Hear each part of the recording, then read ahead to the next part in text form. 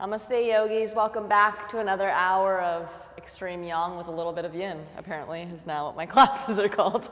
But we're gonna get started.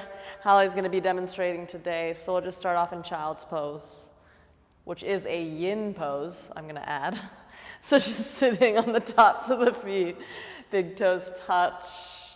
The knees can touch as well, unless you prefer to open them comfortable width apart. Arms can extend forward. This is going to be a bit more active. It'll open the front chain of the body. If you want to be a little bit more passive, you can wrap your arms down the sides of your body, allowing the shoulders to round. But wherever you end up, go ahead and just close your eyes. And soften in your efforts, right? So the practice of becoming present is very much that. It is a practice. So just because you come onto a yoga mat and you end up in child's pose or you lie on your back, it doesn't mean that the body and the mind are necessarily ready for it. So we want to make a gentle transition as if we're switching gears. And so any fidgeting within the body in the beginning is totally acceptable. But closing the eyes and kind of noticing where the body's at from the inside out, tightness, tension, aches and pains. Acknowledge your mind, along with any thoughts, anxieties, or anticipations that may be coursing through it.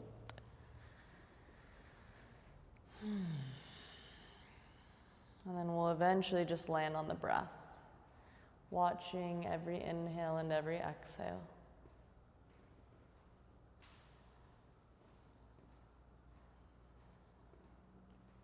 So together, let's go ahead and let go of a nice long exhale.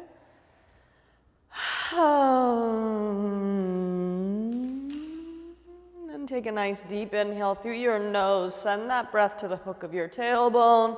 Feel your ribs expand out horizontally. And then open up your mouth. Take another long, slow, deep inhale through the nose, filling from the bottom to the top, this time holding your breath. Unless you're pregnant, you always want to keep breathing. And then open up your mouth. One more deep inhale through the nose to hold.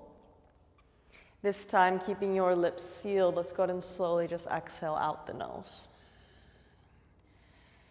And then continue to breathe in and out your nose as slowly and as deeply as you can. Just mindfully breathing, nothing controlled or forced necessarily. Just being a bit more mindful with it. And remembering that the breath is really the one thing that keeps the body and the mind connected, calm, centered, and focused. So with that, on an inhale, we'll go ahead and slowly extend the arms long to the front of the mat, opening up the hands, shoulders distance apart. Spread your fingers nice and wide. Take a nice deep inhale. As you exhale, we'll come to all fours or tabletop. Your knees, open or closed, they stack directly into the hips, wrists directly into the shoulders. And then with an inhale, cow, drop your belly, lift the tailbone, and glance up to the sky. Exhale, cat, tuck your tailbone round through the shoulders, let your head hang. Inhale, gentle sway in the back, just like a cow. Exhale, round and curl like a scared cat. And then just go on your own, breath per movement, back and forth. If you want to flip your fingers out to point to the edges of the mat or even back towards your knees to get into the inner wrists, the forearms and biceps, you can. Pressing into the tops of the feet and the shins. Unless your toes are tucked, then the heels just have to press back, but you do want to energize the legs. Any circular motions within the hips, the neck, or shoulders, feel free to take them. And with your next inhale, we'll come to a flat back or neutral spine. Go ahead and tuck your toes, lift your hips, downward facing dog. So feel free to pedal out your feet, come up and down on your toes a few times, whatever feels right to the body. Make sure you didn't move the hands. They should still jet straight up from the shoulders. Ideally, it's your index and middle finger that points straight forward, but if you're sensitive and the wrists are super tight in your shoulders, you could turn your hands a little further out. And then as you look back at your feet, I want you to let them rest, hips distance apart. Make your heels spin back and just slightly out so they disappear behind your toes. And then even if you have to bend the knees a lot, I want you to think of lifting your hip creases straight up to the sky as if they're a rope pulling them towards the ceiling. Releasing the lower back, but then knitting the front ribs and even your sternum bone in so you're not dumping or swaying into the upper back. Your goal is to lengthen and accentuate the natural curves and convexes of the spine. Now keep that within the spine, the height of your hips, and just begin to play with pushing the tops of your thighs straight back to help anchor the heels down. And then keeping your head and neck relaxed, we'll just consciously think about the hands. Can you lift just your fingertips up off the mat? You want to ground down through the whole circumference of your palm. And then as your fingers spread wide, fan them into the mat, root each knuckle, ending with your fingertips. Now keep your hands as they are, but you're going to hug your shoulder blades to the outer rib cage. Wrap your triceps back, and then I want you to think of lifting your forearms forward. And then with an inhale, we will come forward, high plank or top of a push-up. Hips level out with the shoulders, drive your heels back.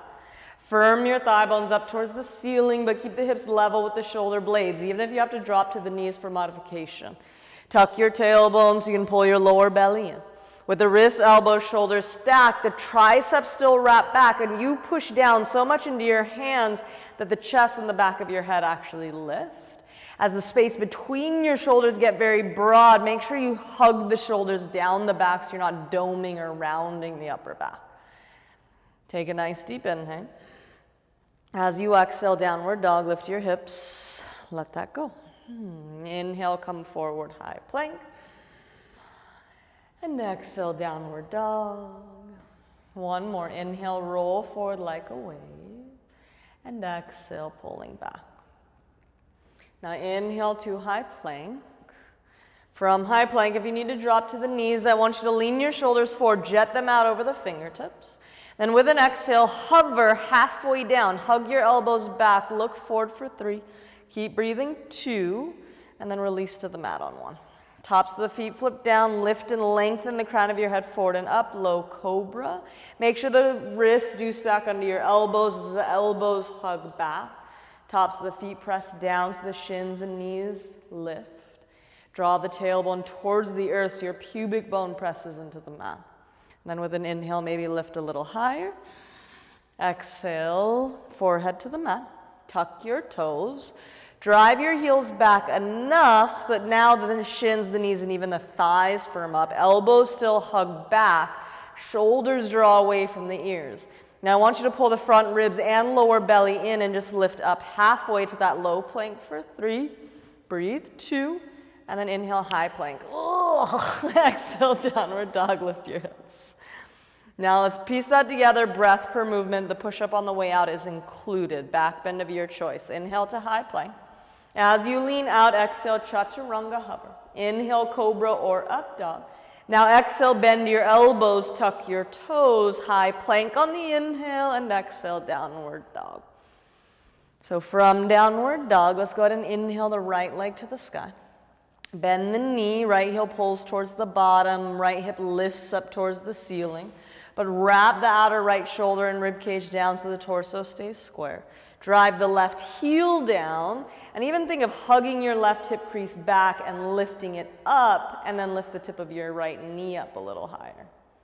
Finding a deeper stretch, take a nice deep inhale. As you exhale, pull the knee to your chest, shoulders land at your wrists, and pause. Keep the hips where they're at, pull the knee to your left elbow, and then to your right elbow, and then back into the chest. And then inhale, lift the leg up and back, bend the knee and open the hip. Exhale, pull the knee to your chest, to the left, to the right. Back into the chest, and then inhale, stretch it to the sky, opening your hip. Exhale, pull the knee to the chest, knee to the left, to the right, back into the chest, and then inhale, stretch it to the sky, opening the hip up. Exhale, knee to chest. Go on your own. Remember, you pull it to the left, to the right, but also back into the chest before you lift it back up to the sky. Becoming more mindful of the movements, not rushing it, just breathing through it.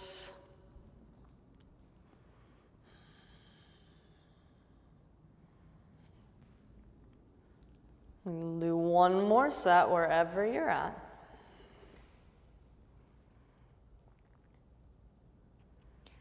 And then with an inhale, we'll meet with that leg lifting, the hip opening. As you exhale, pull the knee to your chest, look forward and gently step in between the hands. Go ahead and drop the back knee, top of the foot to the mat, and slide your leg back an inch, maybe even 2. Plant your left hand where it is. We'll reach that right arm just up towards the sky, opening the chest. Push down from your left knee to the tips of your toes. You're not only pushing down, but think straight back. So you really have to think of hugging your outer left ankle in. Make sure your front knee stacks at the center of your ankle in every direction. And even though your hips are descending forward, I want you to imagine squeezing the inner thighs at the groin closest together. Pull the lower belly and front ribs in. Wrap the lower left shoulder blade down the back. Lengthen your left ribs forward. Take an inhale, maybe look up. As you exhale, right hand to the mat. Pause, reach both arms up to the sky. So low lunge crescent. Again, the hips, they sink forward and down. They get heavy, but the inner thighs hug together at the groin. Lower belly pulls in, those front ribs knit in. So you're actually creating less space between your pubic bone and your sternum bone as the tailbone draws under. The arms get straighter and stronger. Triceps wrap forward, shoulders broaden as the tops of the shoulders go down the back. Now keep that upward reach. It'll help if tuck the toes in the back foot, drive the heel back and reach up even higher to lift that left knee up. Keep a bend in the back, and if you need it, to tuck the tailbone down and lift the front of your pelvis up. Soften the face, breathe, take a nice deep inhale. Exhale, left hand to the mat, circle your right arm up to the sky. Same thing, only different. Now the back leg is active, left heel pushes back, left thigh bone lifts up. Front knee still stacks at the ankle. Push into the left palm. Wrap your left shoulder blade down the back. Now freeze your entire body, but inhale your top arm up and overhead. Palm facing the mat. Right tricep wraps down towards your cheek. As you wrap your left side ribs towards your inner right thigh, maybe look up. Take an inhale. Exhale, right hand to the mat. Step your right foot back. High plank, and let's pause in high plank. I want you to go and drop your left knee directly under your hip. You can keep the left foot pointing straight back or swivel it out to your left. Turn your right heel down, reach your right arm up to the sky for a modified side plank. Ground down to the knife edge of your back foot just like you would for warrior 2. Push into your left shin, the top of your foot into that left palm just like we've been doing in the twist. Wrap your left shoulder blade down the back against the left rib cage, lengthening forward. Front body hugs in. If this is enough, stay here. If you want a little more, you're going to float that right foot up off the ground, flexing the foot as if you're trying to karate kick a hole through the wall behind you.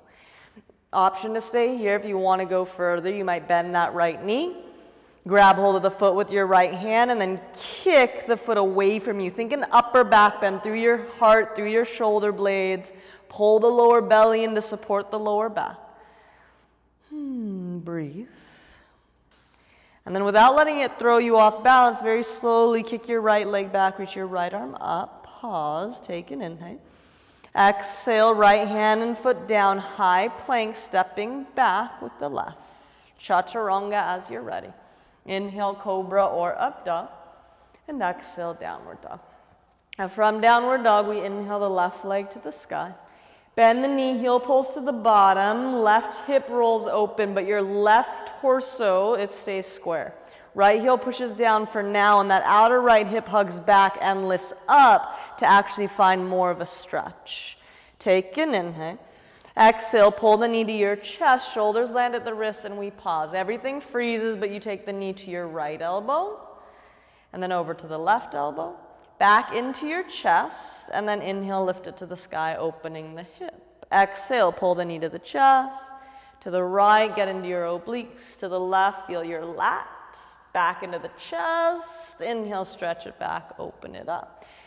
On your own, breath per movement, knee to chest, to the right, to the left, back into your chest, and then opening the hip up to the sky. Find your rhythm by following your breath.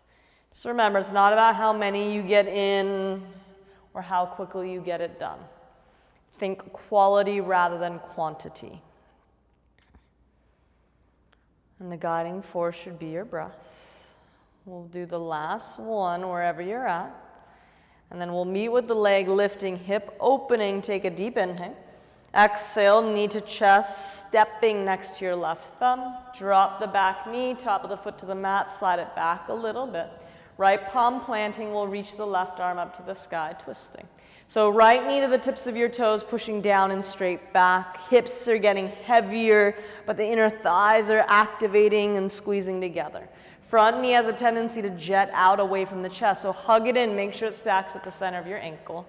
Right palm pushes down, roll your right shoulder blade down the back, that'll help hug your tricep back. That top arm, you just need to reach it straight up, don't try and pinch it back behind you. Let your spine do the twisting, lean your right ribs towards the inner left thigh, take an inhale, maybe look up. Exhale, left hand down, inhale both arms to the sky, low lunge crescent. So front knee stacks at the center of your ankles, so you're using bone structure rather than ligaments and tissues to support you. Pressing into that front foot so you can actually feel that energy lift the front of your pelvis up. That left hip should lift away from the top of your thigh. Pushing into your right shin to help allow the hips to get a little heavier. Lower belly and front ribs pull in. Back ribs jump up off your kidneys, triceps wrap forward as if you were karate chopping your arms forward without actually letting them go forward. The tops of your shoulders will drop. Lift out of your waist. Now keep reaching up. You'll tuck the back toes. Reach higher to lift your back knee up. Drive the right heel back. The back knee can stay bent, especially to help mobilize the pelvis. Pull the lower belly tight. Look forward and maybe eventually even up. Take an inhale. Exhale, right palm to the mat. Circle your left arm to the sky. We will twist. Right heel pushes back. Right thigh bone lifts up. Nice 90-degree angle on that front leg. And remember, in the arms, they're straight. That bottom shoulder blade wraps down the back and the ribs lengthen forward into it. Now let's take the top arm up and overhead, palm facing the mat, tricep hugs down towards your face, front ribs pull away from your inner thigh, and then you twist your right side ribs towards your left leg to lean back. Nice. Take an inhale. Exhale, left hand to the mat, step to high plank, and we'll pause in high plank. Drop the right knee to the mat. Turn your left heel down, maybe turn the right toes out, reach your left arm up. Modified Vashi. Right palm presses down, right shoulder blade hugs down the back. That right knee, if it's not directly under your hip, it's not going to be supporting you. It's just going to be weighing you down. Ground down to the knife edge of your back foot. Unless you want it, float that left foot up off the ground. Pull the front body in to help support you, balance you. Staying here. If you want a little further, bend the left leg, reach back with your left hand. Think Chapasana. The bow variation, right palm presses down, chest opens by the spine lengthening to bend. Breathe. And then very slowly, inhale, reach that left arm up, left leg kicks back. Take an inhale. Exhale, high plank in your own time. Chaturanga as you're ready. Inhale, cobra or up dog, and exhale, downward dog. From downward dog, we'll inhale. Bend the knees, draw your hips way back and look forward. Exhale, take a giant step walker, maybe jump to the front of the mat. Inhale, flat back, lengthen your spine. Exhale, fold in. Now at the same flat back, inhale, Tadasana. Circle your arms up, little bend to the knees, come all the way up. Exhale, hands to heart center, Samasthiti. Inhale, circle the arms for the sky, Tadasana. Exhale, forward fold, hinge at the hip. Inhale, flat back. Exhale, Chaturanga. Take it down and back. Inhale, cobra or up dog. And exhale, downward dog. From downward dog, we will inhale, bend the knees, look forward. Exhale, walk or spring to the front of the mat. Inhale, flat back. Exhale, fold in. Reverse swan dive. Inhale, circle your arms to the sky. Exhale, Samasthita Hi, prayer in front of your heart. Inhale, reach for the sun. Exhale, bow forward towards the earth. Inhale, glance out. Exhale, chaturanga in your own time. Find the back bend that feels best, and we will meet in downward dog. From downward dog, we have one more coming. Let's inhale, bend the knees, look forward. Exhale, walk or hop to the front of the mat. Inhale, flat back. Exhale, fold in. Inhale, Tadasana, push down to rise up, maybe even look up. Exhale, hands to heart center. Inhale, Tadasana, find the peak of the mountain. Exhale, forward fold. Inhale, flat back. Exhale, Chaturanga. Inhale, Urdhva Mukha or upward facing. Exhale, Adho Mukha, downward facing. Now from downward dog, let's go ahead and drift forward to high plank. Drop your left knee to the mat. Press into the top of your left foot, lifting your right foot up off the mat. Flex the heel. Now you're going to slowly begin to reach your right arm up towards the sky, lifting your right hip and shoulder towards the ceiling, coming into Vashisthasana with that modification. But this time the toes do point straight back, so it'll probably be a little bit more challenging if you had your toes turned out in that bottom leg. Pull the belly to the spine. Now I want you to begin to pull your right knee towards your chest. Try to keep it high, up in line with your armpit almost. You can either look down to the mat. You might even use your right hand to grab hold of your right ankle. You're going to step your right foot to the front of the mat. Reach both arms up, low lunge crescent. Sinking the hips forward and down, squeezing the inner thighs closer together. Tucking your back toes. Let's drive the back heel back just enough that your knee hovers a little bit up off the mat. So tapping into that strength, building some heat. Let's try to be soft in the face. Deepen your breath. And then without shattering your left kneecap, gently set the knee down, release your hands down, pull your front leg straight. Left hip should stop at the center of the knee. Flex your whole right foot back. Rock to the back of your heel. And I want you to imagine dragging your right heel towards your left knee. So you're keeping that hamstring safe. It's active. Relax the head and neck for now. Find your breath. And then go ahead and slowly rebend your front knee. Reach your arms up to the sky, low lunge crescent. Tucking your back toes. Drive your left heel back, lift that left knee up, working your back leg towards straight, but don't ever be attached to the idea of it getting there. You don't want the tailbone to do that ducktail thing. You want your pelvis to sit neutral. Now pull your hands to heart center. You'll lean your chest halfway forward and pause. This is where your left thigh lifts, that leg gets super straight, and then you twist left elbow to the outside of the knee. Prayer balancing twist, elbows stack, palms press. Left heel pushes back, left thigh lifts, right hip hugs in. You're trying to get your thumbs to your sternum bone, but not by pushing your thumbs down. Rather, try to lengthen your spine so much that you can actually lift and twist your sternum bone up to your thumbs.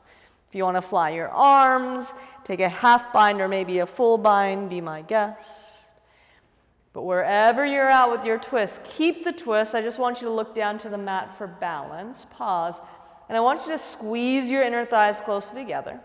Pull the belly in and just lift your left elbow an inch up off the thigh. In your mind's eye, I want you to premeditate Warrior Two, and as you're ready, fan your arms open, Warrior Two, back heel turns down. Whew. Line up the feet. Your front heel should line up with the back heel or back arch. That is preference. Just make sure those back toes turn forward at least 10 degrees. Left thigh presses back as your right thigh draws forward. Get the knee to your ankle. Push it out to the right. You should be able to see your big toe, maybe even your second toe. Tuck your tailbone down. Pull the lower belly in. As you knit the front ribs in, the back ribs should jump up off your kidneys, and that'll give you the space to pull your left side ribs in line with the right, as if you're leaning your shoulders against the wall behind you. Nice. Arms expand apart. Hands float just above your shoulders as you resist your shoulder blades down the back, turning on your lats and your serratus. As you focus over your front hand, flip the right palm up. Inhale, reach it up, reverse warrior. Back hand stays light. Top arm stays straight, up comes first. The backward reach will come when you let your right leg come forward. And then think of jumping your right hip bone up off the top of your thigh. Pull the belly in. Take an inhale. Exhale, right forearm to right thigh. Left arm will go up and overhead, extended side angle. Ground down to the knife edge of your back foot. That top palm should face the mat. Wrap that left tricep towards your face, hug your front body in. Push into your right forearm so you can roll your right shoulder blade down the back, and again, lengthen your right ribs forward into it. Now try to keep the lift and the length in your right side body, but can you reach your right arm forward to meet the left? Unsupported side angle. Breathe. Now you'll look down to the mat. Push down, warrior two, come up. Flip your right palm up, reach up, reverse warrior, take an inhale. Exhale, cartwheel your hands to the mat, step back, lower slow.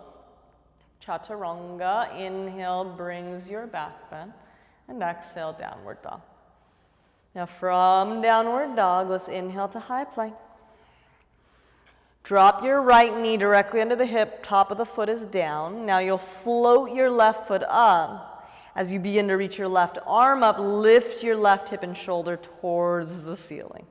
Push as much as you can into that right shin, the top of the foot, to stabilize. Pull your belly towards the spine. Now you're going to slowly bend your left knee and pull it towards your left armpit. So forward but up, so it's not falling to the mat. Looking down, you either grab your left ankle with your hand, but you're going to step your left foot forward, reach both arms to the sky. As the hips descend, remember, squeeze the inner thighs close together, pull the belly in, knit the front ribs in. Keep those arms actively reaching for the ceiling as if they could even touch it.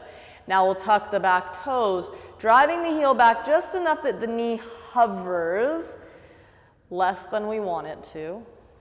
Breathe in and out your nose. I stopped using measurements in yoga because when I say hover your knee an inch, it hovers up like 7 inches. So, you know, just imagine I had my fingernail between your knee and the mat. Gently set your knee down, release your hands down, pull the front leg straight. Flex the left foot back, drag your left heel back, hug the inner thighs close together, let your forehead fall more towards your shin. Breathe in and out your nose, maybe even close your eyes, nod your head yes, shake it no.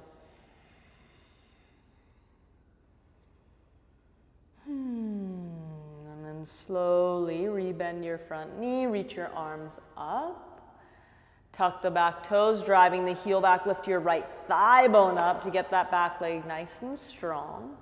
Pulling the hands to heart center. As you're ready, you'll lean forward halfway to pause, energize the back leg, pull the belly in, and then twist. Right elbow to the outside of that left knee. Right heel pushes back, right thigh bone lifts, elbows stack and your palms press.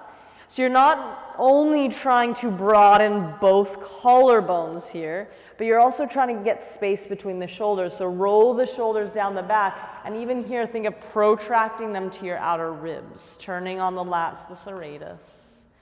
Knit the ribs in. Even if you open your arms or bind, you want to be breathing as deeply now as you were in our very first child's pose. At least that's the goal. Now, keeping your twist, you'll just look down, pull the belly and squeeze your inner thighs close together, hover your right elbow off the leg. And then as you're ready, warrior two, cartwheel your arms open, turn the back heel down.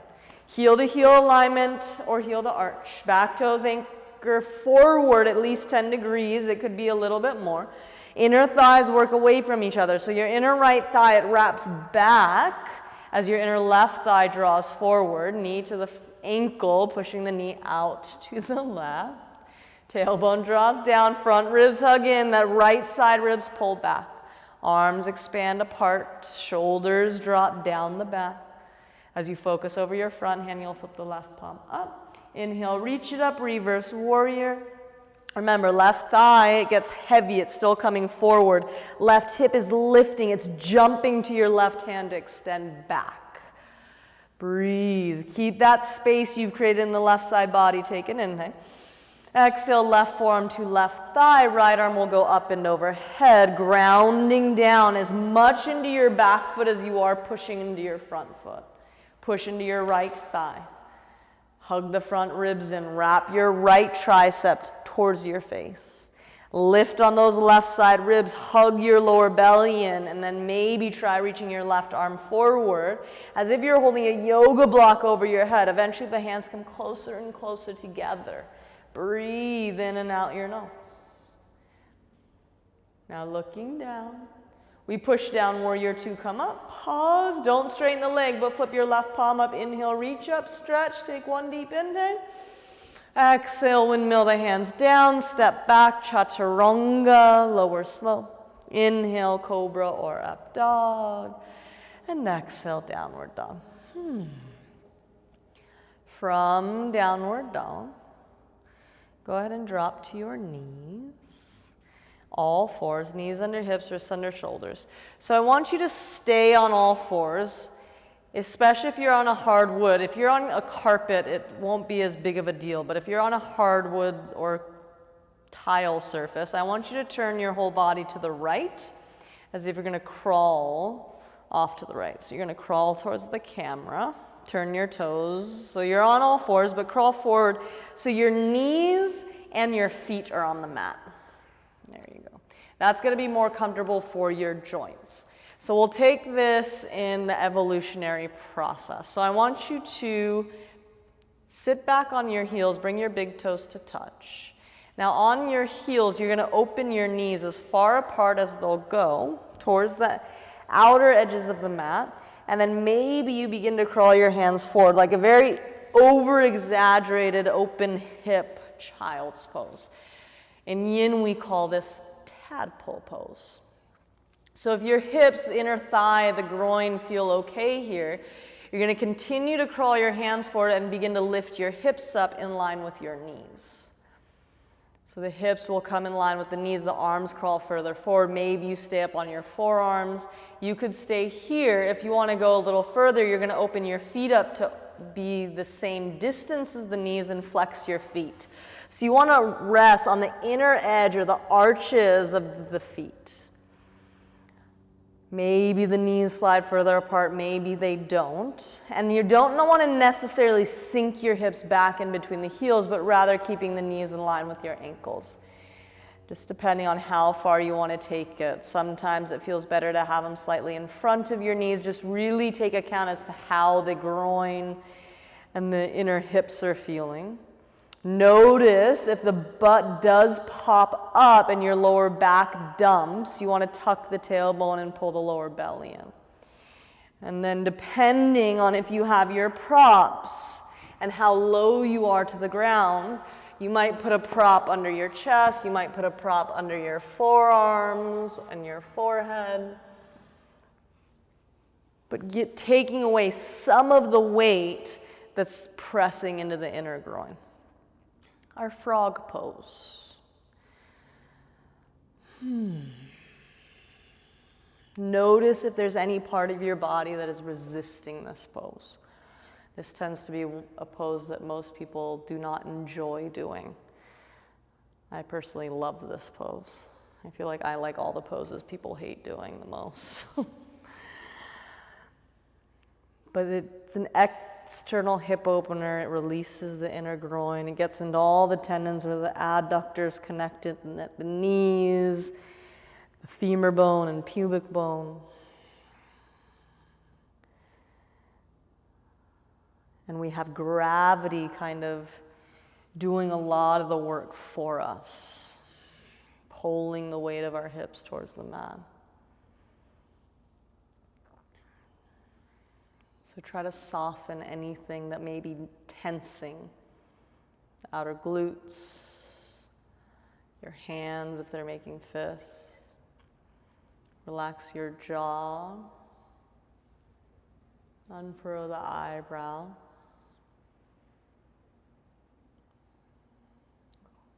Close the eyes if they're not already. And breathe.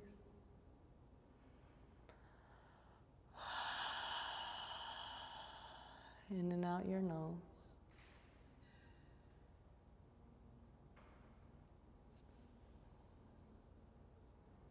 In a pose like this, I really feel like you have to sit here for longer than a minute to really feel what's happening. And then beyond that sensation of feeling what's happening, it's then allowing your body to cultivate and absorb what's happening. And that is why in yin we have to sit for time. Generally 3 to 5 minutes in a given pose. And ideally 5 to 10, maybe even 15 minutes, particularly within a given joint.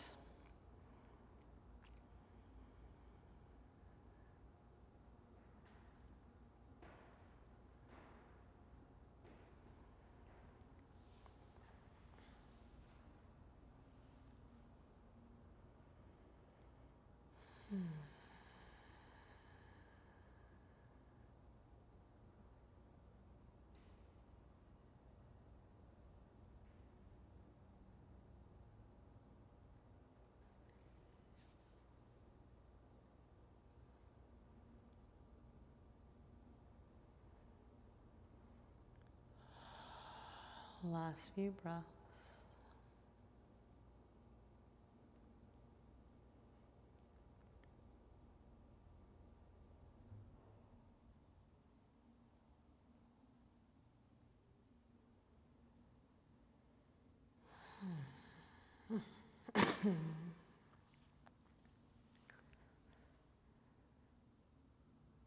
So this tends to be one of those poses that we wish we had one of those evac exit buttons out of. But it's very important that you don't just jump out of this, especially because we are working with the tendons of the body.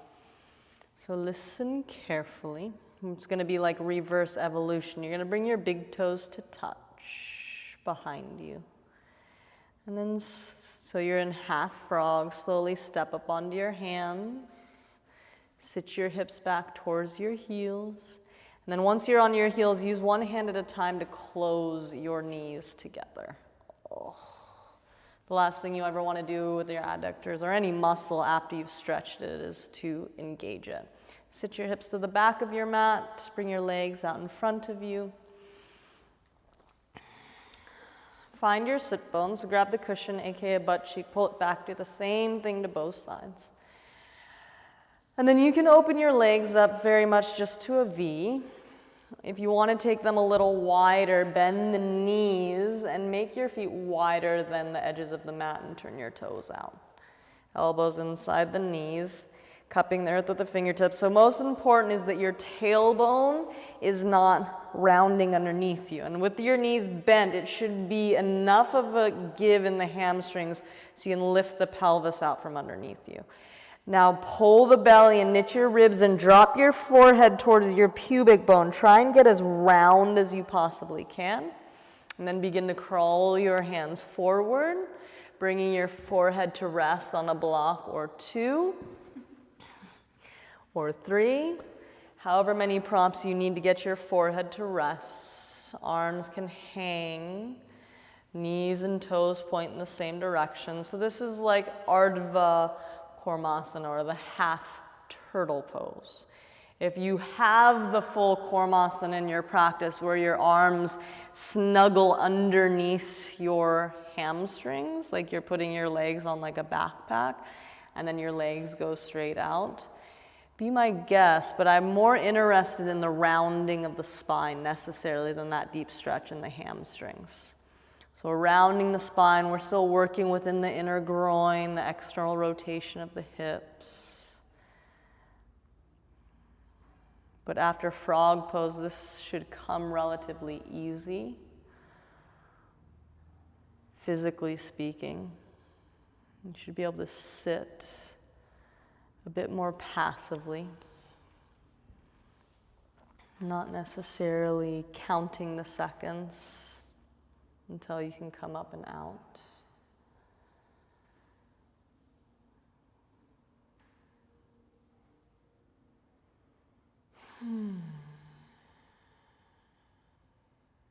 Instead, dropping into your breath.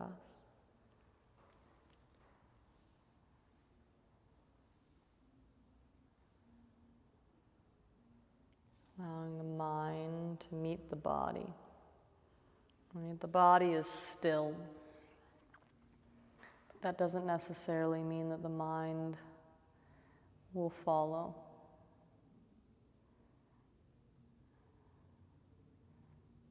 And it's generally actually the unease of the mind that causes us to be fidgety within the body. So if you've landed within stillness, physically speaking, or maybe notice if you are fidgeting, twitching, shaking, or trembling. Kind of those muscle memories of the constant state of go that we normally live in.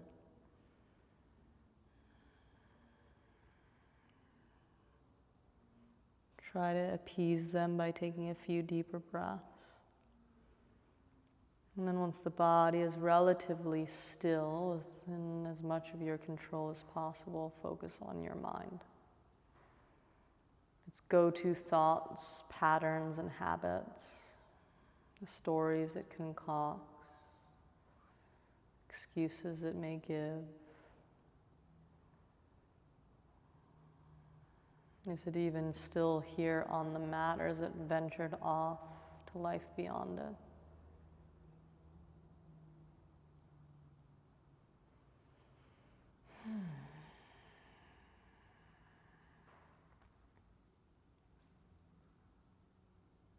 Give your mind something to focus on.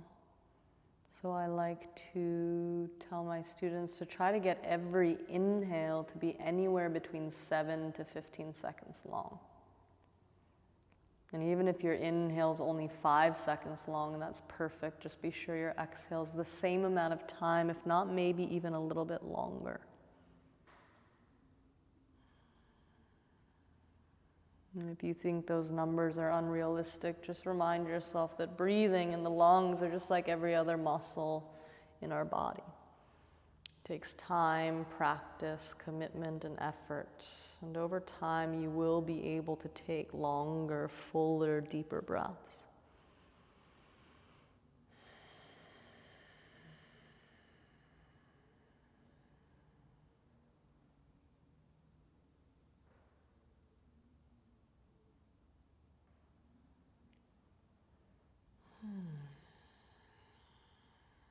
So I like to exit on an exhale, especially because we're now working within the vertebrae of the spine. You want to give it some support. So pull the belly in as you exhale, and as slowly as you possibly can, you're going to begin to roll your spine up, vertebrae by vertebrae. Let the head and neck be last to come.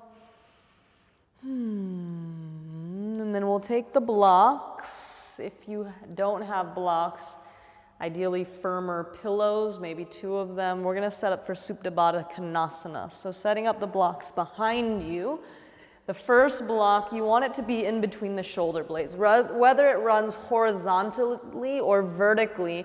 Vertically is going to be a bit more gentle in the front body because it's less of an extreme bend for the spine. Rather than trying to bend over the block, it kind of lays across it.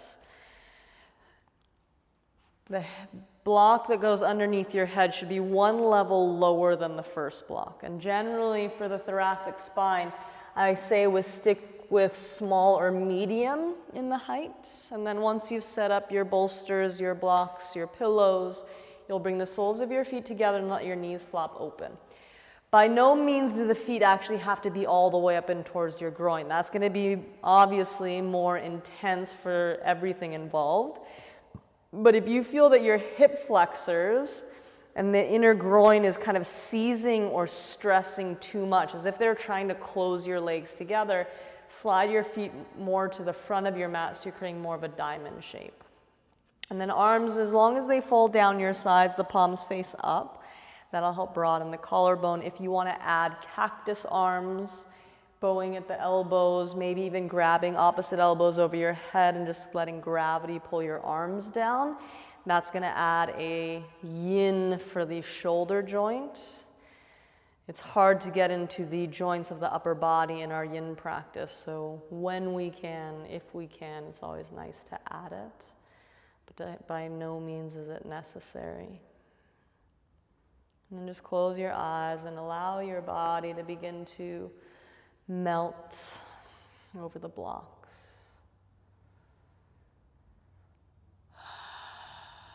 Just getting heavy.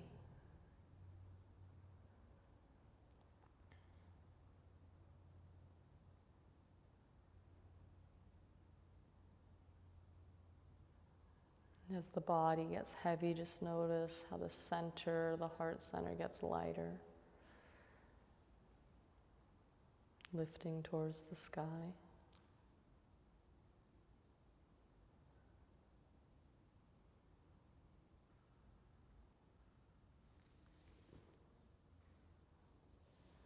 And with the front of your body open and full, try to take deeper breaths.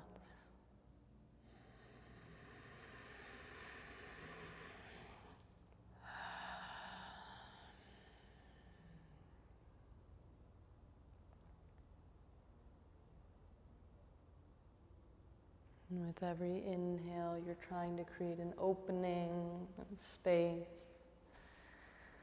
And then with every exhale, creating a softness, and as a result, depth.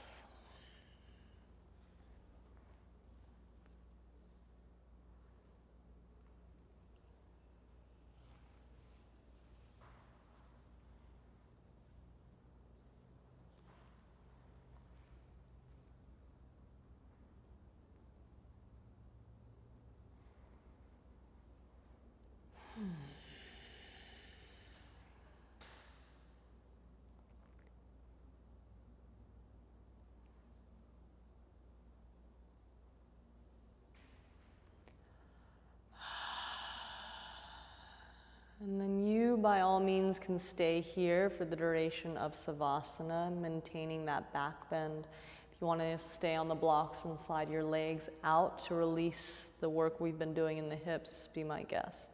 If you want to come off the blocks, I don't want you to have to come back up, so just listen carefully. You're going to reach your right arm over your head, just letting your arm kind of dangle next to your ear. Take your left hand to the outside of your left thigh. You're going to close that left leg on top of the right and then gently roll onto your right hand side. You can use your left hand kind of in front of you to help guide yourself off, but your head should fall on your right arm. Knees kind of curling into the chest as you remove the props from behind you.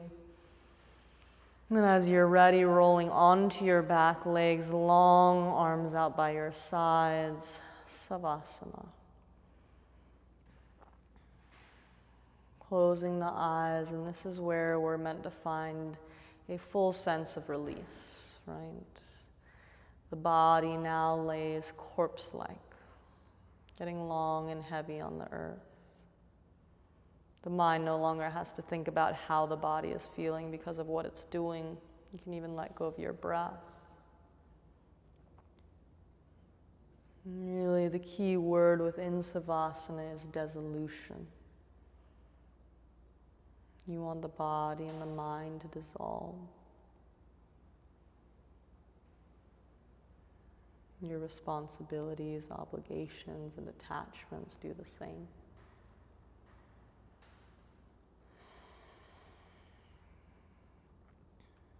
And try to dissolve just for a moment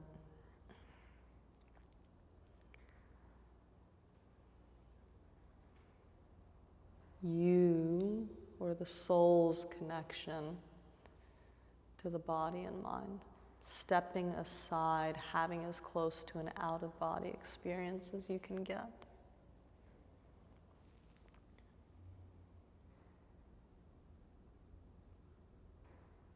Finding the ultimate sense of release. And just setting yourself free.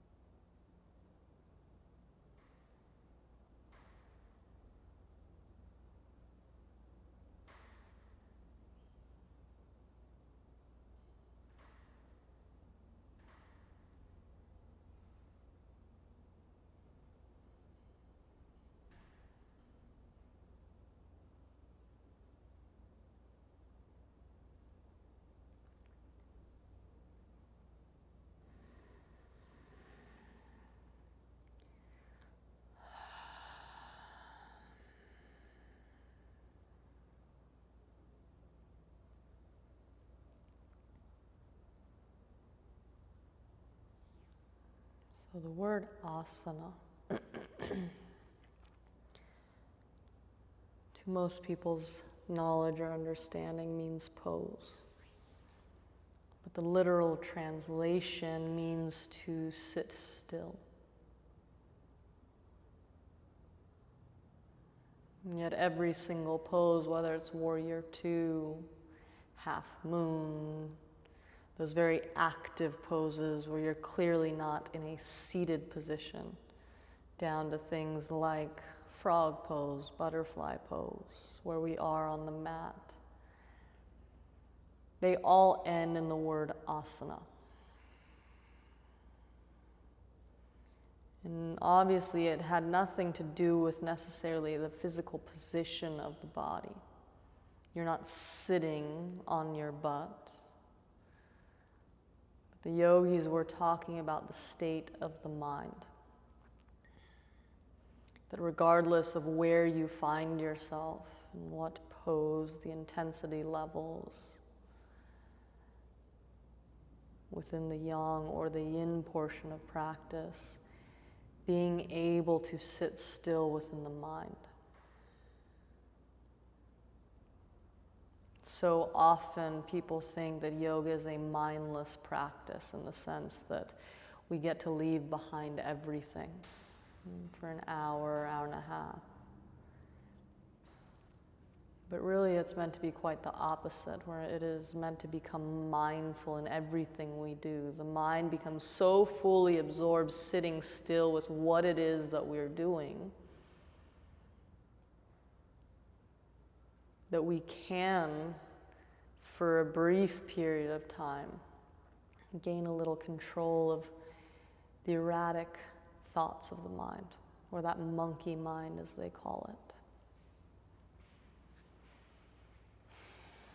And eventually the goal is to allow everything we do in life to become an asana.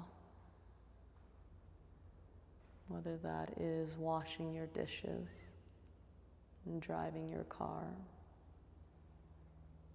having a conversation with a total stranger, right? Rather than trying to do 150 things at once. Cook dinner while on a phone call, while text messaging and creating an Instagram post and yelling at your kids and all these other things that constantly are happening. Just trying to be fully focused in whatever it is that you're doing. And then with time, within that stillness of what we're doing, we can really decipher as to whether or not what we are doing is in our best interests. And that goes from the asana to everything off the mat.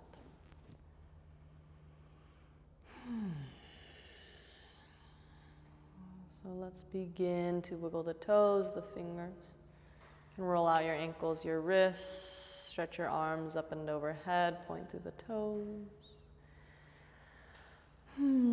As you're ready, roll to your right or left hand side. Take your time, there's no rush. And then with your own time and with your eyes still closed, you'll walk up to a comfortable seat. Whatever that is for your body at this time is up to you. You can rest your hands on your knees in your lap or bring them to heart center, but wherever you go, just sit up tall, close your eyes, and come back to your breath. You hear it so often that what we do here on the mat is meant to permeate our day-to-day life off the mat.